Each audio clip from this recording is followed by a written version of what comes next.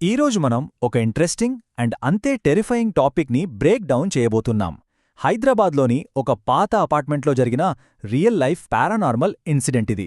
అసలా flat 103 mystery ఏంటి, ఆ సంఘటనల వెనుక ఉన్న టైమ్ లైన్ మరియు సైకాలజీ ఏంటి అనేది డీటెయిల్డ్గా ఎనలైజ్ చేద్దాం. డైరెక్ట్గా టాపిక్లోకి వెళ్ళిపోదాం. ప్రతి ఇంటికి ఒక కథ ఉంటుంది, కానీ కొన్ని ఇళ్ళు మాత్రం మనం ఎప్పటికీ మరిచిపోలేని ముద్రను వేస్తాయి. ఈ మాటలు మన నేటి విశ్లేషణకు పర్ఫెక్ట్గా సెట్ అవుతాయి.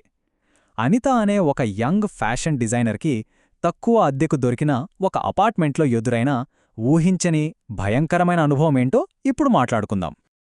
Phase 1, the unsettling new flat. అసలు ఆ ప్లేస్ ఈ పారానార్మల్ అనామలీస్కి ఎందుకు అంత వల్నరబుల్గా మారిందో ఇప్పుడు మనం చూద్దాం. అనిత ఒక హార్డ్ వర్కింగ్ ప్రొఫెషనల్. తన కెరియర్లో భాగంగా పూణే, ముంబై, చెన్నై లాంటి సిటీస్ అంతా తిరిగి ఫైనల్గా హైదరాబాద్కొచ్చింది. ఇక్కడ ఒక పాత అపార్ట్మెంట్లో ఫ్లాట్ నంబర్ 104ని రెంట్కి తీసుకుంది. ఎందుకంటే ఆ ఏరియాలో దాని అద్దె చాలా తక్కువగా ఉండటమే. కాని పాపం ఆవిడకి తెలియని విషయమేంటంటే ఆ బిల్డింగ్లో జనాలు చాలా తక్కువగా ఉంటారని, ఆ ప్లేస్కి ఒక డార్క్ హిస్టరీ ఉందని. అయితే ఈ హాంటింగ్ అనేది ఏదో ఒక్కరోజులో జరిగిపోయింది కాదు. ఈ ఇన్సిడెంట్స్ ఎలా జరిగాయో గమనిస్తే మీకే అర్థమవుతుంది. మొదటి రోజు ఫ్లాట్ 103 బయట ఒక వింత నీళ్ల కుండను చూడడం, ఫస్ట్ వీక్లో ఒక నీడను గమనించడం, ఇక సెకండ్ వీక్ వచ్చేసరికి మిడ్ నైట్ పూజల శబ్దాలు వినిపించడం, ఇలా కేవలం 2 వారాల్లోనే ఆ సంఘటనలు ఎంత వేగంగా ఎస్కలేట్ అయ్యాయో మనకు క్లియర్గా తెలుస్తోంది. Next phase 2, escalating mid night anomalies. అసలు అనితను తన సేఫ్ స్పేస్ నుండి బయటకు రప్పించిన ఆ సెన్సరీ అనామలీస్ ఏంటో తెలుసుకుందాం. ఒకరోజు ఆవిడ టీ చేసుకోడానికి అల్లం అడుగుదామని పక్కింటి డోర్ కొట్టింది. అలాగే నైబర్స్తో కాస్త పరిచయం కూడా పెంచుకుందామని. కానీ ఎన్నిసార్లు నాక్ చేసినా లోపల్నించి రెస్పాన్స్ లేదు. అయితే ఆ డోర్ మధ్యలో ఉన్న చిన్న గ్యాప్లోంచి చూస్తే పూర్తిగా చీకటిగా ఉన్న గదిలో ఎవరో అటూ ఇటూ తిరుగుతున్న ఒక భయంకరమైన నీడ కనిపించింది. అదొక ఫస్ట్ రెడ్ ఫ్లాగ్ అని చెప్పాలి.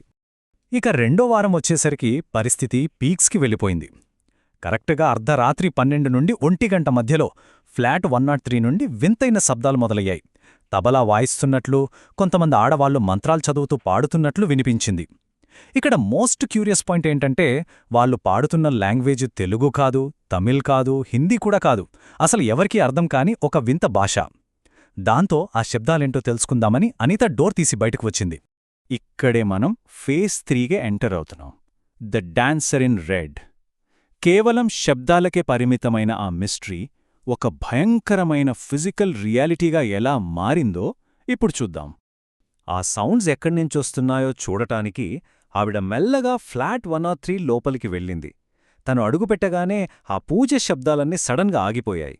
కాని అప్పుడే బెడ్రూంలోంచి ఎవరో నాట్యం చేస్తున్నట్లు మువ్వల శబ్దం రావడం మొదలైంది. సరే అని ఆ సౌండ్ వస్తున్న వైపు వెళ్ళి చూస్తే ఆ గదంతా చీకటిగా ఉంది. అక్కడ అసలొక్కరు కూడా లేరు.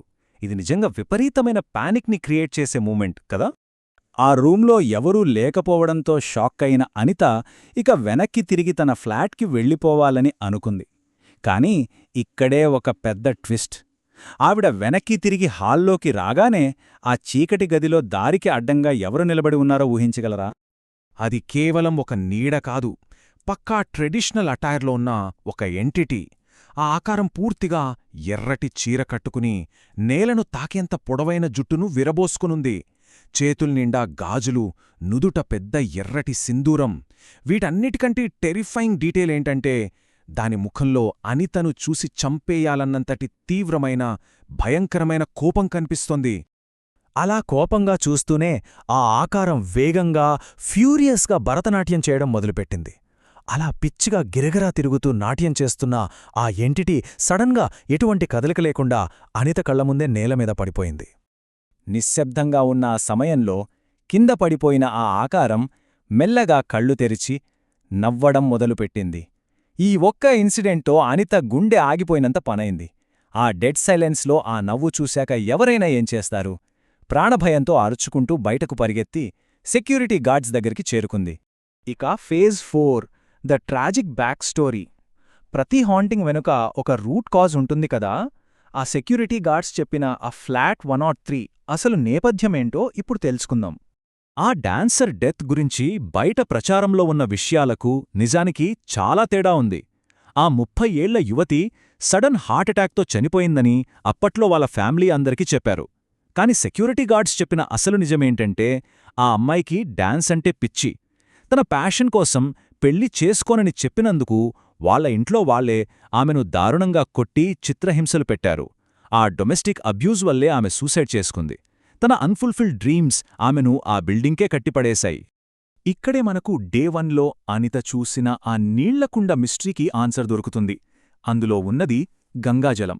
మన హిందూ సంప్రదాయాల్లో నెగటివ్ ఎనర్జీస్ నుండి రక్షించడానికి దీన్ని ఒక ప్రొటెక్టివ్ బ్యారియర్గా వాడతారని మనకు తెలిసిందే.